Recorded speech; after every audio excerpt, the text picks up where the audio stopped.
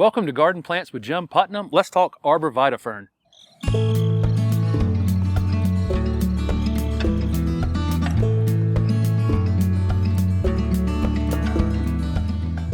This is Selaginella braunii. Some people call it an Arborvitae fern. It's not an Arborvitae, so it's not a conifer, and it's also not a fern.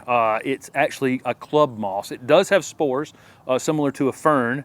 Has a really super soft texture that you kind of want to touch. But again, you're looking at it and you're like, is that a little conifer, a little thuja, or is that a fern? And again, it's neither.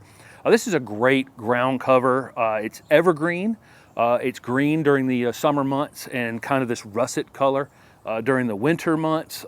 In colder zones, it can get a bit haggard in the wintertime, but in warmer zones, I'm in zone 7B in Raleigh, and it just gets this russet color on the top of it, and it absolutely looks fantastic. Stays really tight, matted to the ground. This is great for something that will prevent weeds in the garden and cover some ground. And also reduce the amount of mulch you're using. You see this beautiful lacy fern-like foliage, and here we are shooting this at the beginning of January because we wanted to show some of that russet coloration. Again, down in the plant where it's been a little bit warmer, it's still dark green, and so you can see what that summer look of it would be. This is a slow-growing ground cover that gets maybe between 6 inches in height and 12 inches in height, but my experience everywhere I see it, it's about 9 inches in height. So, the truth is somewhere right there in the middle. Most people are going to say get 1 to 2 feet in width, but there's nothing stopping it from getting wider. It's not in any hurry, so it's not any kind of threat to take over your bed quickly, but it'll ultimately get wider than that. If you're using it as a ground cover and planting it in a group, you'd probably want to plant them about 2 to 3 feet apart. Most of the time on this Garden Plants channel and over on my Hort Tube with Jim Putnam channel, we're talking about flowers, or fragrance, something like that. This is not that. This is a great evergreen plant that can help prevent some weeds, help reduce the amount of mulch that you're using in the garden. It has great texture. You put it next to other leafy things, other foliage color things. That's the reason we're using this in the garden. It's hardy in zone 6 to 9. Those of you in zone 6, if you have a real zone 6 winter and it gets very cold, it might go beyond russet and end up looking a little bit tattered toward the end of winter. It'll just flush right back out of that.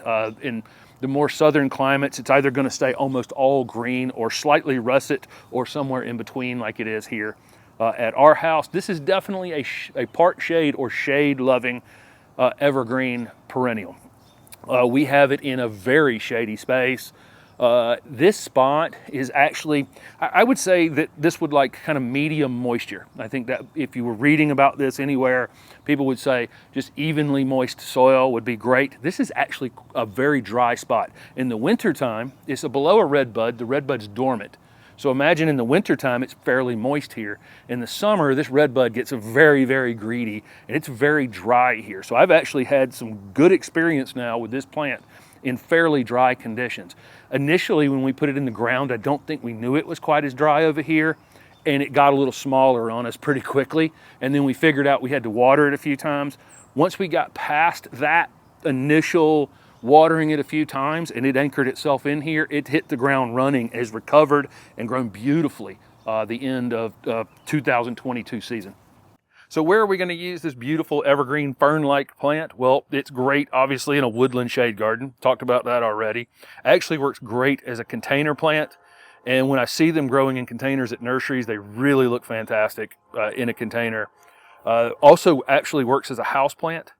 And it has that dense matting habit. So you can tuck this thing up in between shrubs almost while you're waiting for shrubs to fill in. If you plant shrubs 3-4 feet apart that get pretty wide in the future, you can tuck this slightly up in front of them, and as the shrubs get bigger, they'll figure it out, and this will just kind of wrap around them. But great for a filler in a shade bed. So it will take moist, well-drained conditions. Again, I found it very adaptable to this dry shade condition over here as well. I mound things up a bit in our clay-based soil, and so again, you don't want this plant overly wet. We will. This doesn't really require any pruning, but if you get some kind of ratty foliage in here. You can prune it out in the late winter. We fertilize everything here in the landscape in the late winter with an organic fertilizer. It just wants these like highly organic soils. And so when we started this project here, we put down a layer of compost, and then we actually put down some wood chips, and then those wood chips broke down over some period of time. So we have a fair amount of organic material in our soil, and I think that's one of the reasons this plant is thriving.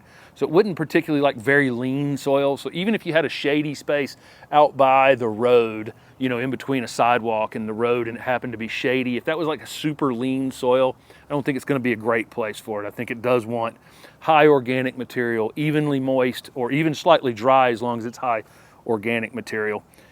Very pest resistant, deer resistant, rabbit resistant, you know, all those kinds of things that you want in an ornamental landscape plant. But I really love this plant. I mean, this is one of those plants that you touch it once and you're like, oh man, it's just beautiful. And again, it kind of fools the eye. Is it, you know, is it a little tiny dwarf conifer? Is it a fern?